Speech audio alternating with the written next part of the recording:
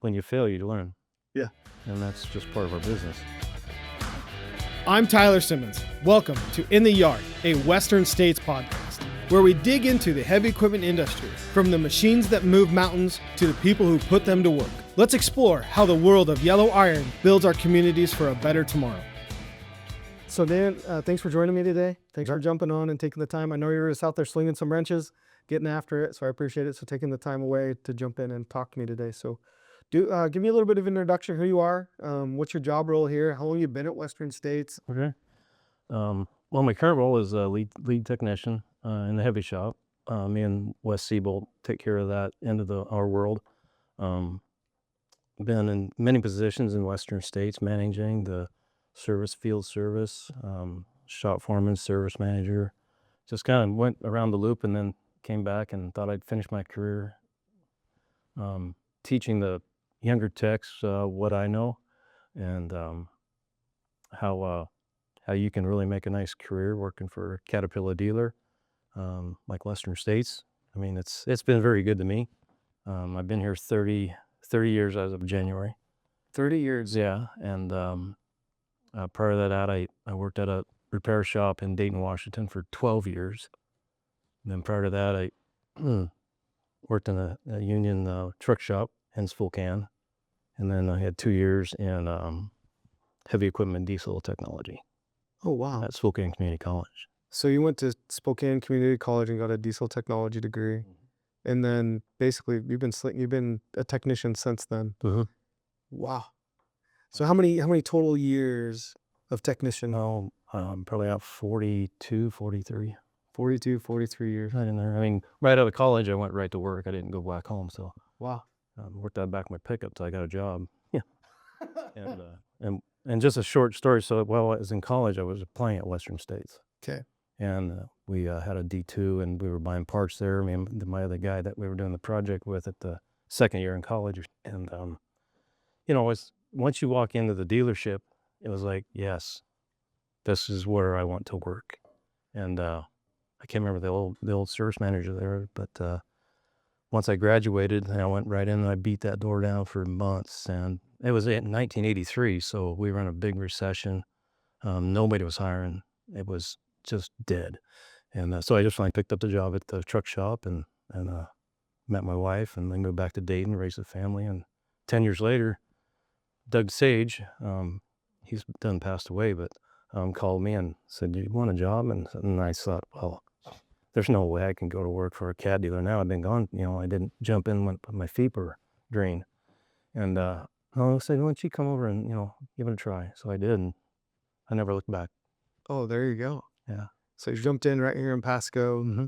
So what's cool is you just kind of described it, and I don't know how to describe it either, but you kind of hit on it there. Is there's like, when you work for Caterpillar or the dealership world that we're in, there's so much pride in being that piece of it, right? And like that feeling when you first walked into the dealership and said, "Hey, this is where I want to be." What was that? Well, for one, they had so many tools. I came from a very small repair shop. We had like 5 mechanics, and I could not believe the equipment, the tools, the repairs they were doing. And I'm thinking, oh man, this is going to be fun. Yeah. And it took me a while to pick up the new tooling, and I knew it was 95 at that point, and the computers were just starting to come out, and I could tell if I don't jump now, then I'm going to be so much further behind. And I think the timing was about right. I mean, we still had DBS and the green screen and stuff, and no laptops. Yep. No cell phones. I don't even know life as being at the dealer without those things. I know, right? Like, yeah, I don't even know. Well, we have communication problems now. I cannot believe we have them. Yeah. Because there was no emails. It was all by phone or two-way radio, and anyway, but that's how you did it. Oh wow, that's how you did it. That's So what was life like in 95? What was life like in the dealership? What was it? What was the shop like? The process? Not quite as, I mean, you came to work, you got your job done. There was some safety culture, but nothing like it is today. There was no holding your field guys to hours. I mean, you can work as long as you want all weekend. Same with shop guys, and no contamination control. We still had floor dry, and just different ways of cleaning up, and then Caterpillar kind of came in, and that was probably 6-7 years later. We made that big change. No more floor dry, cap and plug in. Really changed our processes, and then we could see why. How we got by before that was beyond me, but I guess that's why they have filters on machines. No, it was a little old school, and when I came on board, and but like I said, as the technology changed, you really had to change with it. Well, or you didn't survive. Yeah. So, but it was exciting. Looking back to now, it's just like I never thought we'd see the stuff we're seeing now, and the remote flash, and it just blows my mind. Yeah. All the things that we can do on a machine today is Yeah. insane. And then what you're doing is like Remote control machine. remote control machines. I'm over here trying to figure out how we're going to mine on Mars and do Mars things. Guys, can you continue reminding me? We got to be here, Tyler. We still got to be over here. Yeah, right. Exactly. You guys got to keep me grounded. Yeah. Right. That's pretty cool. No, it's been a great experience, and no, I wouldn't have done anything different, honestly. Western States has been a great company to work for, and I try and instill that in the new technicians that are coming up, and get your training, learn from your older guys around here. There's only a couple of us, but we take them under our wing, and then it's they gotta want it. They either want to work for Caterpillar or they're just here for a job, and I tell them this can make you a good career. It can make you a very good life. Mm-hmm. And it can. They can, and there's lots of avenues. Maybe they won't want to be a technician for the rest of their life or their career, and which is fine, as long as they stay with the company and still give some back. So Yep. There's lots of paths and avenues within the dealer, right? And I think is once you have that, one of the things that I remember you and Tim specifically, and not everybody will remember Tim, but like I remember coming to Pasco and you guys teaching me how to troubleshoot. Right? Like there was a couple of very distinct situations on some interrogators and rogators with some things happening that I couldn't. And Yeah. you guys are like, Tyler, just break it down, keep breaking it down until you get to the root of that. And then why did that happen? Right? And then just letting me teaching me some of those old school things, right? Like, 'cause I was a young kid, you know what I mean? Like my loud music, I remember that, and everybody getting in trouble for my loud music here. But I like my loud music, but you guys were patient with me and just continued to push me to break it down into the smallest piece of it. And saying, okay, what happened here? And that critical thinking skill is so important, right? You can apply it to so many things in life. Oh yeah, you can, absolutely. And just breaking it down and solving the problem and going forth from there. So Yeah, even the dirt tracking into the shop is something we got to maintain. Yeah. The tractor bringing probably most of it. Wheel loaders don't, but it comes in, you sweep it up right then and there. It's just part of our process now, and it's hard. It's hard to teach that from people who haven't come from that culture. Some of our new hires. It's like, man, okay, so we put on a little bit of a 2-week contamination control training. It's kind of a part of our onboarding because they just don't know any different, and it's not their fault. Yeah. But they have to follow it. I mean, it's just for putting safety glasses on. Yeah. And you just got to stay clean. Stay clean. Yeah. That's good. That's and it's a big part of that, honing that technician craft, right? Because you always got to continue to get better and at your skills and what you're doing there as you go forth from that and apply it. So back in 95 or even 2000s, right? I can think of in my time as being a technician, there was always repairs or key things that there were moments like I couldn't believe I fixed that or something that came out the other side that was like this, right? Right. So you've got one probably locked in your brain right now of a machine. Tell me what the machine is first, because I have a huge passion for heavy equipment, especially. Oh man, Let's talk about one. there've been so many. Yeah. Well, I think I'll just go to the current time. Probably one of the biggest exposures we've had is 3 weeks ago. I was telling you about this D10T that we just did a rebuild in. Went down, blew a fan pump, and it was one but we didn't know they were going down all over the country. So all production stopped on the D9, D10, D11 tractors. Yeah. Till they figured out what was wrong with these fan pumps, which they've been building these for clear back in the R series still have, but they changed the design a little bit. But anyway, and we got it back in here, And then the second D10, they got 5 of them. Another one went down at the site. So here we are, Caterpillar's very involved in it. Meridian's involved with it. Mark Holmes, that's his account. I mean, very high profile. Yep. And we got one chance to clean this machine. All the hydraulic system. We can't get a pump. Service letter's just coming out. Yeah. So there's really no process. So we did find an old letter that kind of called out a pump failure. Yeah. And we followed that to the guideline, and we had 2 younger techs, and me and Wes and I were kind of point guys. Make sure we got through the whole process. So it's really just the high exposure, because I'm telling you guys, this has to be done exactly right. Yeah.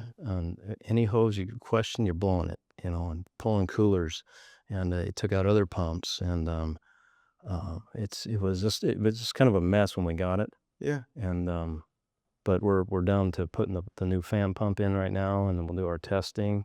And I guess having these younger techs, one of them's an apprentice, and the other one's a journeyman. But the thoroughness that these kids had to do to this thing, and we were working them 12-hour days, weekends, Saturdays at least 8 hours. Yeah.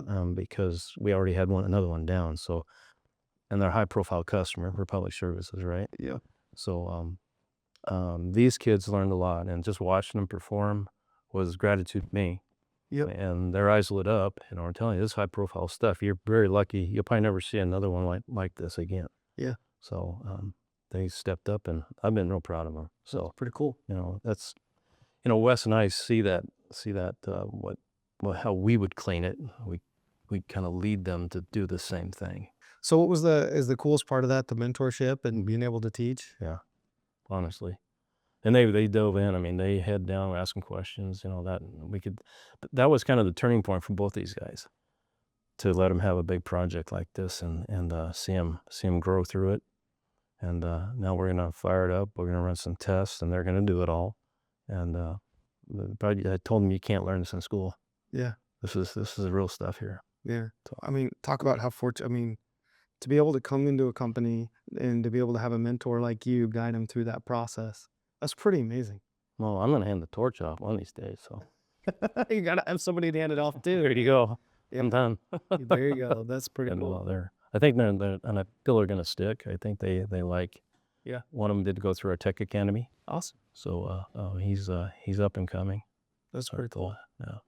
Nice. So let's talk a little bit about our tech academy. You mentioned that. What is that? Well, it's our internal training. These kids go for I think it's 8 months.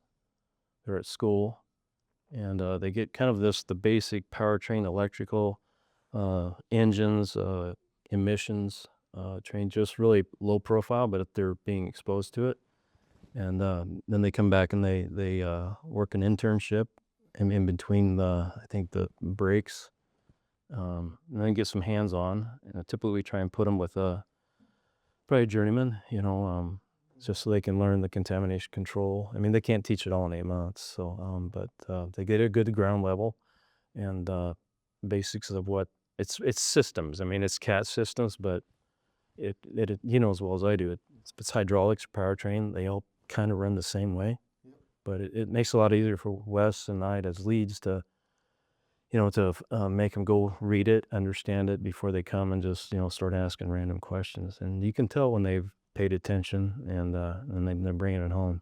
So it's a great program. In fact, we had a meeting last year with Peebles and the whole PSSR staff, and I think as far as our recruitment, I think I think we need these young guys that want to do this and have had a little background in mechanics to take them through this. Yeah. Just get the basics down, and I think we'll have a much better product at the end. Yeah. And I think it's too so it was young kids coming into Tech Academy or Western States, right? I think the cool thing is that we have, as long as you apply yourself and you show the drive and energy, right? And you actually are, apply it, we'll invest the time and energy in to help you be successful. Yep. Right. But you've got to show that drive and that ambition to go do it. Because we know you don't just wake up one day and decide you're a CAT technician and you're the best one that's there. Some of them have. They have? I think so.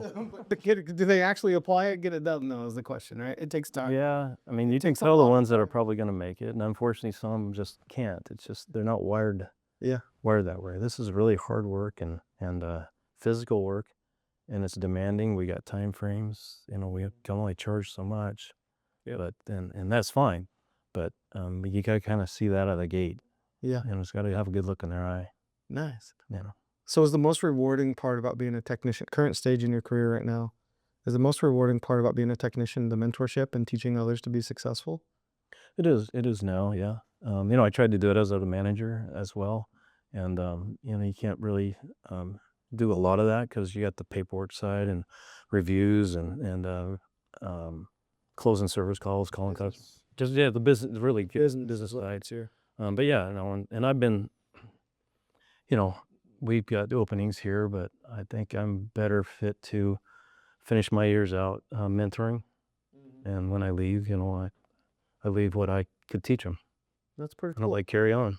That's pretty cool to be able to do that. Honestly, I mean, like, Well, I think so. I think it's way awesome. You know, and you know, it's they don't give me all the hard work anymore, but you know, it's you take the good with the bad, and some days it's fun, and some days it's miserable. Yep. But it all balances out. That's pretty cool. It all balances. But back to your point of when you fix something and these guys see it go out the door, and it goes out and it runs. You know, that's when you give them a pat on the back and tell them good job. Yeah. You did it. And then it's like, oh, okay, maybe I'm good for this stuff. That's pretty So, cool. you know, and even Wes, I enjoyed, you know, sending a rebuild out and not having anything go wrong. Yeah. But there's always that one, you know, that It's a big Lego set with lots of pieces. lots of pieces. Yeah. No pressure. No pressure. No pressure at all. Yeah. Right? So Nice. We've seen a lot of advancements in machines, right? Like think about mechanical fuel systems to electronic fuel systems. What was that like going from a mechanical fuel system to electronic, right? That was like 95, 96 era. yeah, it was just coming out, the Huey system and the electronic injectors. It was very, very challenging because we didn't have a lot of the resources to chase as far as the troubleshooting. Yeah. You know, I remember we picked one guy and if he was kind of the techie guy, he could been around computers, you know, way younger than I was, but he got the laptop because we had one laptop. One laptop in the service department. Are you kidding me? Everybody's got a laptop now. Yeah. Everybody. Right? It's one for one. Yep.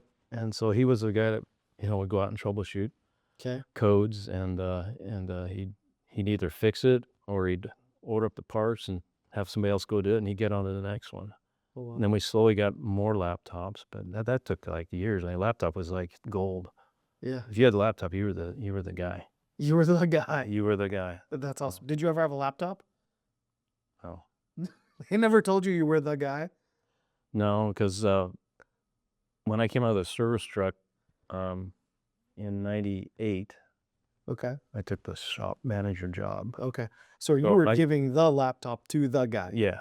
Okay. Right. There you go. Or telling who's going to get it today or whatever, you know. Oh, So, that's pretty cool. but you know, I could see technology was growing fast, Yeah. and then every once in a while we get an old mechanical fuel pump in, or you know, have to send somebody out on a mechanical one, and well, they have to figure it out. You know, take the book with you.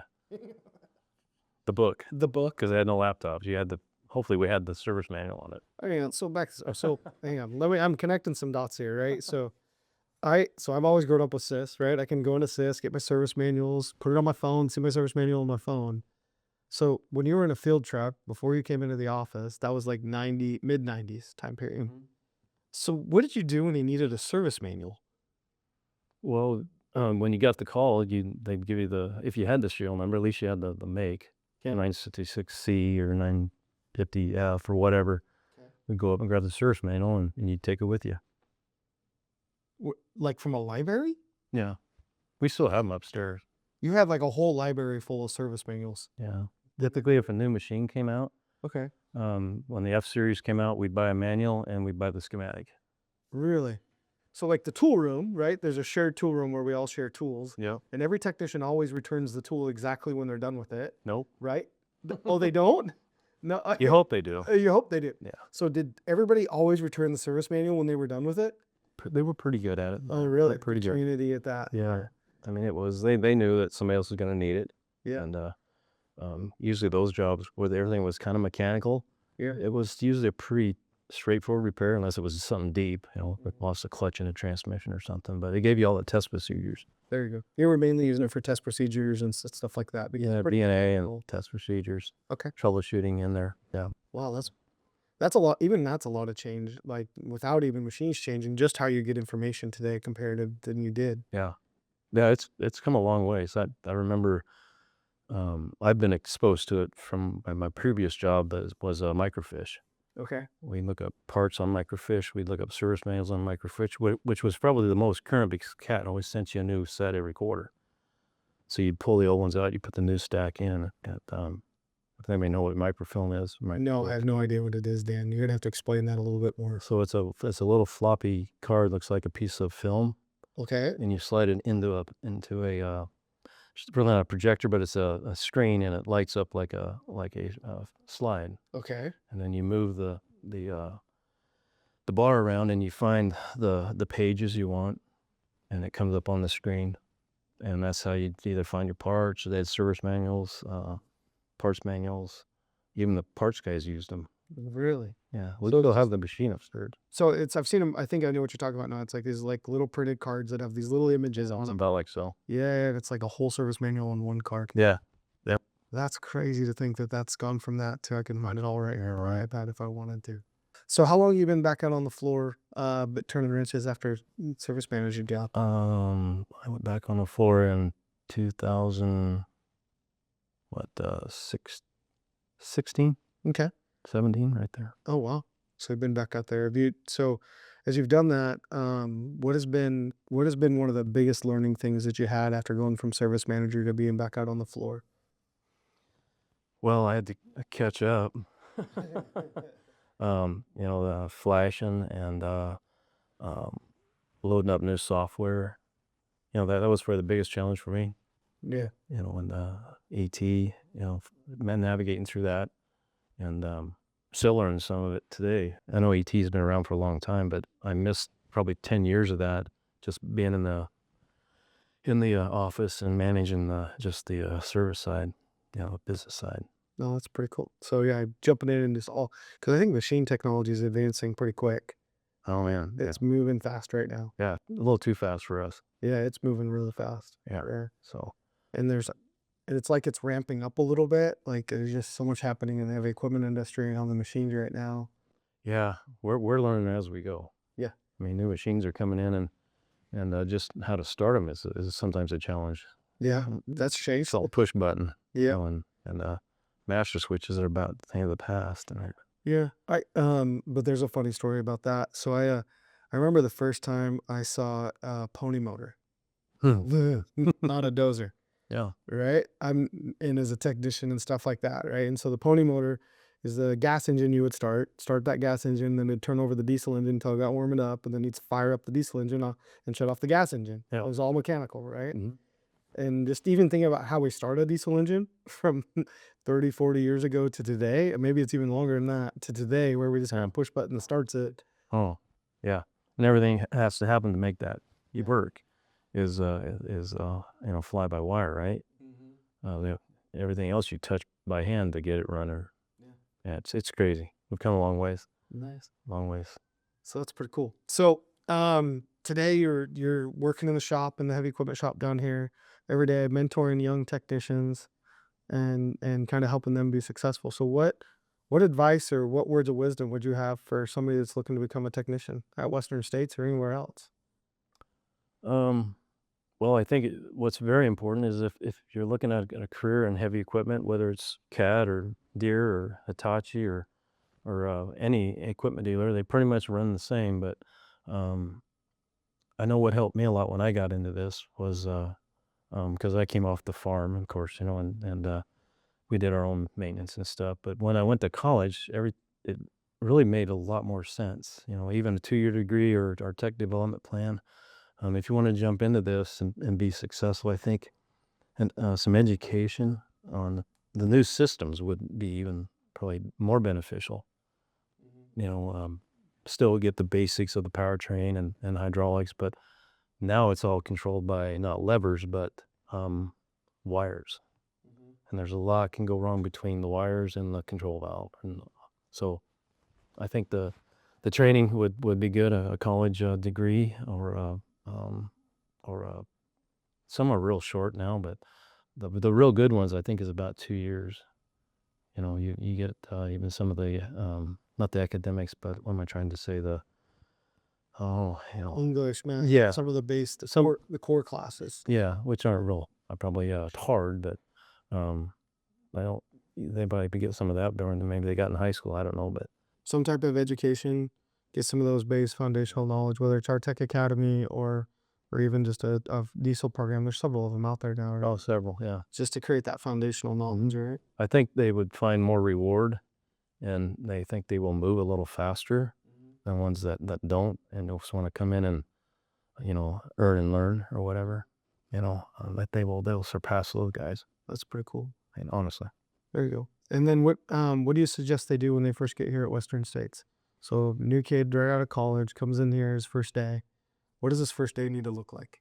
Probably I would have to say just come in and don't be too nervous, because I think any of the stores you go to, you're going to be welcomed with open arms, and we always give the benefit of the doubt that this is a career you want to do, and if you're willing to learn, we're willing to teach you all day long, and we'll take them under our wing and we'll grow 'em. And I would only hope that the ones that we grow want to be here for 30 years as well. Yeah. And I always say it's a good company and great benefits. I raised a family and they took care of my family and was always paying my bills. So. Yeah, I can go back to my choice to be a technician, and the reason why I chose it is because I knew it was something that I could apply myself and learn, right? It was always going to be growing. It never ends, right? And also it was an in-demand skill. Yeah. We're going to need, tractors are always going to need to be fixed, no matter what, whether it's floating or it doesn't have tires on it anymore. Somebody's going to have to fix that broken tractor at some point. Well, robots aren't going to be able to do it. Nope. Somebody's going to have to fix it, right? So to me, it was one of those careers that is always going to be in demand. I can use my brain, use my hands, and I can learn and continue to apply myself and grow. And that's that's what you're describing there. And that's the cool thing about Western States and even here in Pasco specifically is you taking them in and helping them grow and educating them through that, because that mentorship's a big part of the process, right? Because you can't learn it all in a book. No, you're not. Absolutely not. No, you're not going to learn how to take a hydraulic cylinder off in a book. You might learn that it's got 2 pins and some hoses and it needs to be depressurized before you do it. Yeah. But not how you're going to sling it, how you're going to manage it, and how to manage that situation. Exactly. That comes from support and help of fellow people around you to do that. Yeah, that's not in the book. They just tell you how much it weighs, and they say use a proper lifting device. Yeah. Okay. What does that mean? Right? Exactly. I'm now staring at this cylinder on this. Now I'm staring at the stick cylinder 12 feet in the air on this excavator. What do I do now? Right. No, exactly. Right. Exactly. That's the reality of the mentorship, is to connect that dot and to help them be successful. Yeah. Well, with being successful comes a reward, a self-reward, actually. I mean, you fixed it, went out the door, it ran. I mean, that's a win. Yeah. And they need to, if they can see that done a few times, that'd be really, I think it makes a difference. Yeah. You got to give them some rope, a little bit of rope to do some of this themselves. And learn. And when you fail, you learn. Yeah. And that's just part of our business. So speaking of that, like we were talking about young technicians on their first day, what does it need to look like? Do you remember your first day here at Western States? Yeah. Do you really? Oh, yeah. Why? Let's talk about it. What was your first day like here at Western States?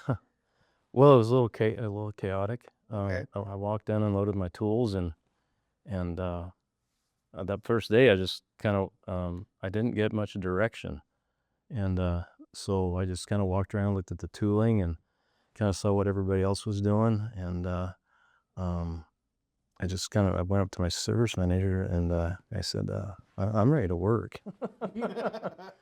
He said, well, I'm not sure, really what you know. And I looked over that tractor and I said, I can put that back together if you want me to. And he said, really? I said, yeah. So I said, well, come back tomorrow and I'll give you that job. So, and I'd done 100 of them before I came here. So I was like, I smoked it and said, okay, we're good to go. I'm putting you to work. So did you walk around the shop until you found the job you knew you could do, and then you're like, that's the one I'm gonna do? There was some stuff I wasn't real familiar with, but that particular tractor, Yeah. I There was a little bit of strategy of like, yeah, I can Yeah. do that one. so anyway, you just had to break the ice a little bit, I guess. So I remember my first day too. It's okay. yeah, Yeah, I do. Very distinctly remember my first day. good. Yeah. I don't know why you don't forget that day, but I didn't. I don't think I can. I don't know why. It's just it's one of those things that's just like, you don't forget that day. And then I also very much felt like, okay, this is where I'm supposed to be. So what kind of tractor was it that you'd done 100 times? It was I think it was a D7, Okay. flat track, probably a late 70s machine. Do you remember the prefix? Well, I think it was a 47A. There you go. Yeah, that's one thing I don't think as a tech even today, I don't forget prefixes. No, sounds. Isn't that weird? Oh yeah, I know. For everybody, prefixes is the first, the cat serial number. The way it works is like an 18 or 17 pin long pin, but there's 3 letters or 3 nomenclatures before the numbers. Yeah. Right. And for some reason, as technicians, those prefixes lock in more than the model's number. Usually, sometimes the serial numbers gonna think about it, but no, it was a D7. That's fun. And just because that's where a lot of our work came from before I came here at that other facility, farm tractors. Yeah. So what were you doing to it? What were you putting back together? Somebody pulled the clutch out of it. I think it was a field guy, if I remember right, because I think he came in and asked me, "Why are you working on my tractor?" I said, "Hey, the boss gave me the job." So he had the master clutch out of it. So cab was off, seat was out, inside this driveline was out of it.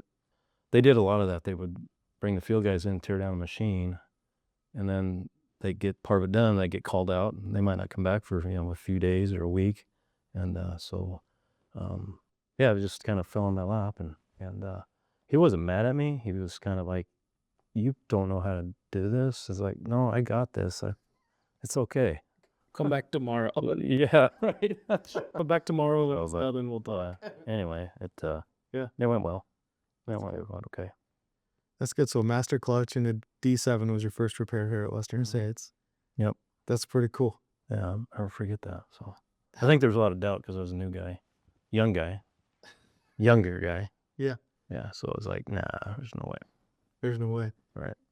That's what's funny is like, so back then, a lot of doubt on the new guys. A new guy walks in the door today, it's the same thing.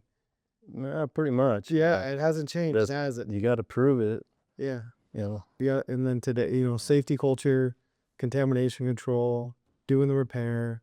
Like, it's a pretty cool spot to be in these days, comparative. I mean, like, when you look at our safety culture and what we have today to make sure everybody goes home, that's impressive. We've been through a journey on that safety culture. Boy, have we. Yeah. That's pretty cool.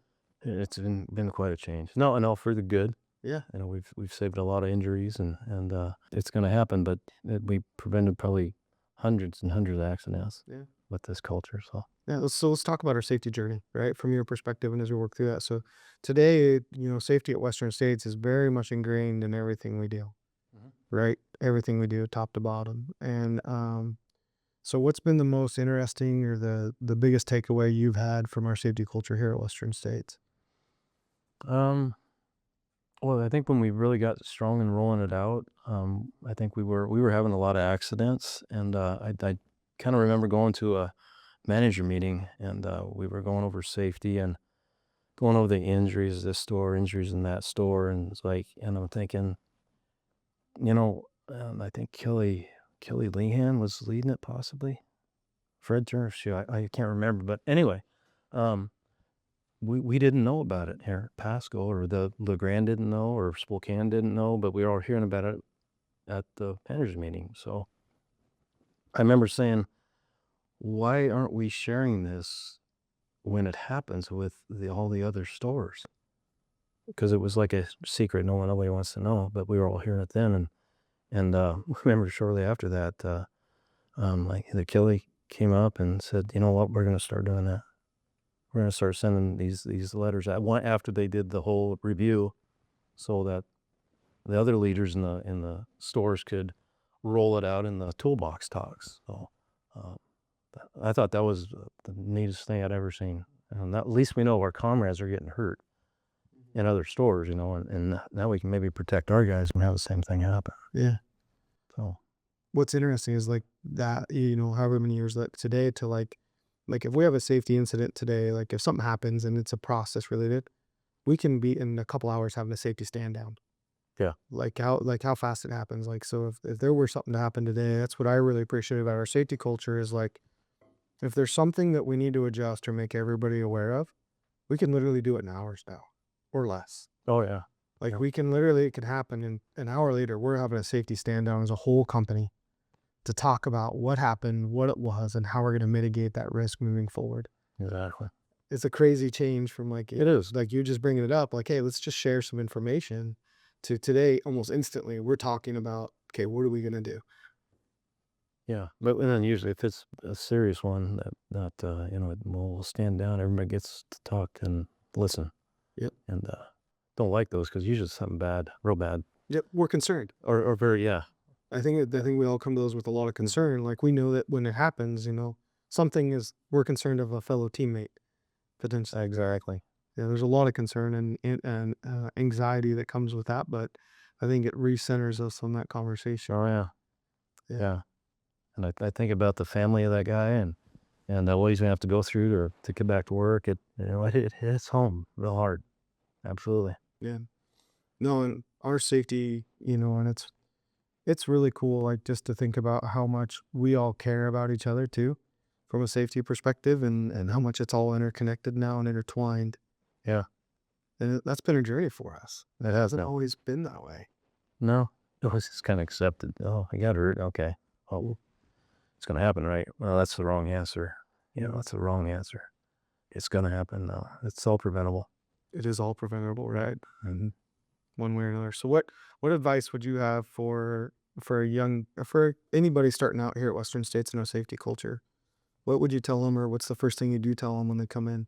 Don't be afraid to ask questions ever on anything. Yep. Don't just think, well, you'll just try it, because that's when it bites them, And we're real picky on rigging, and everybody's watching each other when we're blocking and tackling and using straps or chains. There's different times you use one or the other, and sometimes right, sometimes wrong. Uh, um, everybody, we talk about lifting and picking quite often, and um, just an example today, I was working on that D10 ripper, and we pull that off of there, and I'm pulling the lift cylinders off first, and then I'll go to the tip cylinders. Well, the tip cylinders are right above me, and I've got the floor blocked up, but the ripper holder is just kind of hanging there, and it's like 10,000 pounds all by itself. And Wes looked over and he said, "You gonna block that ripper table off?" I said, "Well, I'm not working on the ripper or the tilt right now. I'm working on the lift." And he looked at me and kind of said, "Really?" So I said, "Okay." So I went and got that 70-ton ram, and I put it underneath the ripper box and blocked it up. There you go. They're two different circuits, right? Yeah. But as well as I do, those are They're they connected. they go through the same valve. So Yep. I was very confident I was fine, but Wes questioned me, and I said, "You're right. Okay, you won." You won. So anyway, it's stuff like that, Yeah. Just make this. I don't think that's safe, and let's talk about it. And Yeah. made me think. So And talk about yeah, just about the openness of our culture about that. Right? Like Wes just to walk over, say, hey Dan, let's talk about this for a minute. yeah, exactly. And then it's ever just the openness and the next action, and you guys are great, it's fixed. Right. And you're moving on, right? Moving on. Yep. It isn't about browbeating or trying to be down on somebody. It's just we want you to be safe. So Yeah. sometimes when you get especially if you're the only guy working on it, I told you, we're kind of under the gun to get this thing down and ripped apart. But Yeah. chances are nothing would have happened. But it only took me 10 minutes to get the block underneath there and support it. Yeah. So I mean, so all of our repairs, a lot of our repairs, we've got a timeline we're working within, right? So as you're doing those repairs that are like that, how are you making sure you have safety dialed in every day and you're managing through safety as you're doing those repairs under a tight time frame? Well, each day you come in, you kind of plan your day, or you take part of that tractor, and this is where you're going to focus. And you take that scope of work, and if it's a pick or taking off lines, pressurized lines, or yanking drive lines out, then over your head, and we're going to use a pick on that. I mean, part of that is everything we do. We start in our day is always obviously with a JHA, fill that out, and then that's kind of our scope of work unless we run into a job. So it's really taking that piece where we're going to start in the morning and where we're going to end up at the end of the day. And throughout that, it can change, but we're managing that piece. We're not, kind of bouncing all over the place and leaving something halfway off, and we finish it end of the day, and then we come back in the next day and take another chunk of it. That's cool. So just kind of break it down into chunks, Mm-hmm. manage the risks within that situation, remove the hazards where you can, Right. and then document that in your JHA. That was a key part of that process. So we're trying to instill that with the rest of the techs. Set your goal today. For today. And then what's happening next week? What are you going to focus on today? And just drive that home. So 30 years at Western States, you know what I mean? That's a career. That's impressive. Yeah. Right. So It's going to go fast. I appreciate that. And I'm 18 years right now, and if I get like career defining people, you always pop up as one of those guys that helped define my career, as for various reasons. Right. And I don't know if you recognize that or not, but I do. Oh, Right. Coaching and just, hey, you got to be an adult here a little bit. Like back to because what you're doing with some of these kids that come in, like, hey, let's grow up here a little bit. They're like, you can't do that. And whether you're managing through somebody else or not, and also giving the opportunity, right? I can guarantee you I was doing stuff that technically on paper, a young technician should not have been doing. In framing engines and doing all kinds of stuff, but you guys gave me a ton of opportunity. Yeah. And allowed me to prove myself back to like the clutch. Like, here's this job, go prove yourself, and comes out the other side of it. And I appreciate that. Yeah, you bet. And because that's how I learned and to be able to do that. So as you look at 30 years here at Western States, what's kept you here? Why have you stayed, and what's been that common thread of connective tissue that's kept you locked in here at Western States? Well, I think, part of it was my upbringing. Because I was around Caterpillar equipment. My dad had a Caterpillar equipment with a pony engine. So at a very young age, at 13, he showed me how to start that, engage the big engine, and go Rudwee. And it's like, at that day, it's like, I like this stuff. And as I got older, I stepped messing with the, stuff, and I just knew I wanted to work for Caterpillar. And I really didn't want to leave the area. I was born and raised not too far from here. And like I said, when I was in college, I was trying to, plant my seed there, and there on Trent Street. And if I could go back and say, I've been here 43 years, that'd be even better. But, it went other ways and struck the wagons. But I got here. And once I got here, it was like, I'm never leaving. It was that good. Because when you come from an independent little store, you're it's family, and it's you don't have all the nice things like a dealer has. It's if you do it the hard way, no crane on a service truck. You're swinging D8 heads up a track frame and slapping on the block. It takes its toll. Oh yeah. I mean, it was that primitive. And he didn't care. You got it done. So it's like coming here was like, finally, I made it. And I always told myself, I love it here. And I always try and tell the younger guys, it'll make you a good career. It will. And I appreciate everything Western State's done for me over the years. And it gave me opportunities, leadership opportunities, sent me to leadership training, sent me to mechanical training, excavators, dozers, hydraulic hammer. I mean, the training was there, and if you wanted it and you showed interest in it, they send you. And it's like, I thought that was so cool. It was just like, yeah, take that all day long. So, yeah, like great company, and I tell that to all the new guys, stick it out, it'll pay you back. Yeah. So. Yeah, because it's not, when you start out as a technician, it's not easy. No, it's not. No, it's And not. and patience, and hopefully hit the career path and a compensation, is competitive enough that they're because a lot of them are money chasers. I mean, I'll be honest with you. But some want to do this to make a career out of it. That's a lot of pride in your work and your craft, Yeah. right? And to be proud of that product Oh, you produce. absolutely. This work gives back. It rewards you. Yeah. It does. Yeah, watching machines you just fixed on the side of the freeway working again. Exactly. Like, I mean, there's nothing better Yeah. than that, you know. Customer appreciate it. Over the years, I've learned. I've met a lot of customers, and I know their families, and you know their business, and when you're here that long, and you get they know the face in the store, and they know they can call you, and you generally care about their business, their kids, their family, and what they do, and it's like they'll come and they'll use us. I mean, it's just that relationship you build over that time, and I had the opportunity as being a manager to grow that as well, and you know, I think whenever you go into any place where you get your own stuff worked on, if it's the same people that you go in there every time and you see them and they get to know what you want done to your car or whatever, that makes a difference as far as I'm concerned. Mm-hmm. Yeah. Yeah, and it's a huge difference maker in our world and what we do, and it's a small world we work in.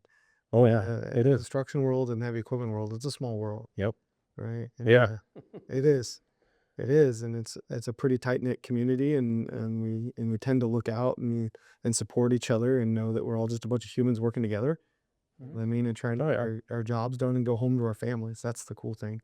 Yeah, it's challenging, and I guess it maybe what makes it interesting is the challenges we have in front of us every day, and we have a lot of people's livelihood in our hands.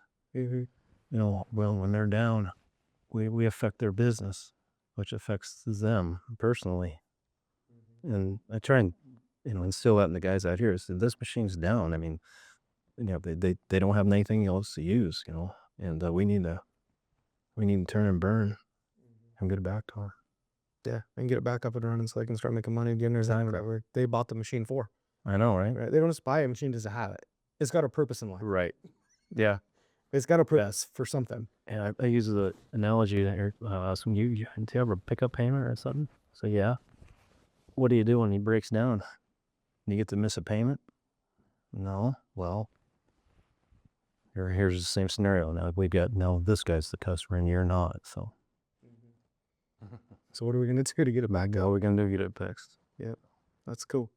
So Dan, you've been in it 30 years in the game, right? Your family's been a part of supporting that, right? So what's it like been raising a family and working here at Western States at the same time and being a technician? Well, there was times I missed a few games and some events, but that was known what that was going to happen. When I started here, well, it was that way even before I came here, even probably worse. But it was always having time off to go be with my family and take time off to go on vacation. That was a big thing, that I could actually build vacation, and have it when I wanted to take it. That was something that I'd never had, which I thought was really cool. Didn't have to beg for it, and but yeah, the whole benefits as far as raising a family. The young ones, they burn up. They're always in the doctor's office or a dentist or eyes or glasses, and it's like, but having that insurance and coverage made it all worth it as well. Just the whole package was something I could never walk away from. No, that's pretty cool. Yeah. Nice. Nice. So 30 years here, what is as you you move into your next phase of your career, right? What does that look like? What does that look like for you? You're mentoring technicians, you know what I mean? And to work through that, like what's after that? Oh, well, I'm not really looking for that day to come, because I'm gonna miss this place. But I've got a dryland wheat ranch, or I don't, but me and my brother have a dryland wheat ranch up by the Blue Mountains that's been in our family for about 200 years. Oh, wow. So I'm probably going to go up there and help manage that and probably pay for the whole farmhouse out there. So probably will work on Cody and see if I can get me an MTL to take out there. A little skid steer to do some work. Yeah. There you go. That's after this. Yeah. Go. That's pretty cool. So you've had there's a dryland wheat farm out there in the family for 200 years. Mm-hmm.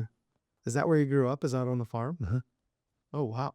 Yeah. So you've been around heavy equipment your whole life one way. Equipment, yeah. Yeah, farm tractors or something. Combines, drills, tractors, wheel tractors. Yeah. Wow. That's pretty cool, Dan. No, that's kind of where I picked it up. I like working with my hands. So Yeah. That's cool. watched my dad fix a lot of stuff. Yeah. He was always a tinker, and we didn't go down by much. We figured it out, and he didn't throw nothing away. So always had extra parts. So we're nothing away? No. No. So you had plenty of, so is that where you learned how to, your mechanical skills is from your dad out on the farm? Mm-hmm. Okay. So what was the first thing you remember fixing with your dad? I don't really think I fixed anything, but I always had to mow the yard. It was a pretty big yard with a push lawnmower. Uh-huh. And the thing was never powerful enough. So I got the idea to, I took the muffler off, just put a straight pipe on it. And I figured out, if I stretch that spring, it runs faster. So I started messing with that, and I got that lawnmower. It'd blow weeds 30 feet outside of it. But they only lasted 1 year. How come my lawnmowers are always blowing up? It's like, I don't know. So I got to screw with a new lawnmower every year. You gave me something to do, right? So figured out you can tweak engines and stuff like that. So just messing around. You got to find something to do out on the farm because you don't go to town. Oh, that's pretty cool. Very well. Nice, Dan. Well, Dan, thanks for joining me today. You bet. Appreciate it. You bet. Appreciate you guys and seeing you grow and the company's been pretty amazing as well. Yeah. Yeah. Appreciate all the kind words. Thank you, Dan. I appreciate you, bud. You bet.